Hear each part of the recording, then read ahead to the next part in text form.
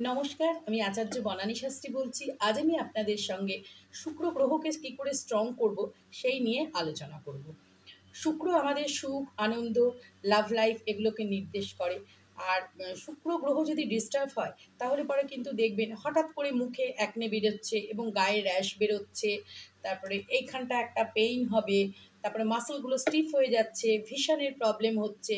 তখনই বুঝবেন যে আপনার শুক্র গ্রহ উইক হয়ে যাচ্ছে। আর এই শুক্র গ্রহকে স্ট্রং করার জন্য আমি ৩টি উপায় আপনাদের বলবো।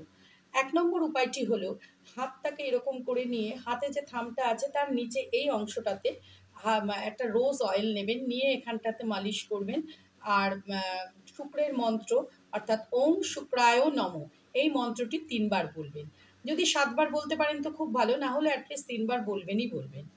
আর ২ নম্বর হলো যে কোনো লক্ষ্মী মন্দিরে গিয়ে রোজ রুম ফ্রেশনার নিয়ে যাবেন এবং সেই রুম ফ্রেশনারটা লক্ষ্মী মন্দিরে স্প্রে করবেন, করে রুম ফ্রেশনারটি ওখানেই রেখে আসবেন। আর ৩ নম্বর হলো প্রত্যেক ফ্রাইডেতে নিজে সাদা রঙের মিষ্টি খাবেন এবং বিবাহিত মহিলাদেরকে সাদা রঙের মিষ্টি খাওয়াবেন, যেমন কালাকাঁদ, ক্ষীর এই ধরনের মিষ্টি। আর বিবাহিত মহিলারা যেন ৩৮ থেকে ৪০-এর মধ্যে এইজ হয়, তার বেশি এইজের মহিলাদের কিন্তু নয়। আর এই ৩টি উপায় আপনারা করবেন, দেখবেন অতি অবশ্যই আপনারা শুক্র গ্রহকে স্ট্রং করতে পারবেন এবং আপনাদের জীবনে সুখ, আনন্দ এবং লাভ লাইফ ফিরে আসবে। আশা করি আমার এই ভিডিওটি আপনাদের ভালো লেগে থাকবে। যদি ভালো লেগে থাকে কমেন্টস করবেন, সাবস্ক্রাইব করবেন, লাইক করতে কিন্তু ভুলবেন না। আজ আসি, আবার নেক্সট ভিডিওতে আপনাদের সঙ্গে দেখা হবে।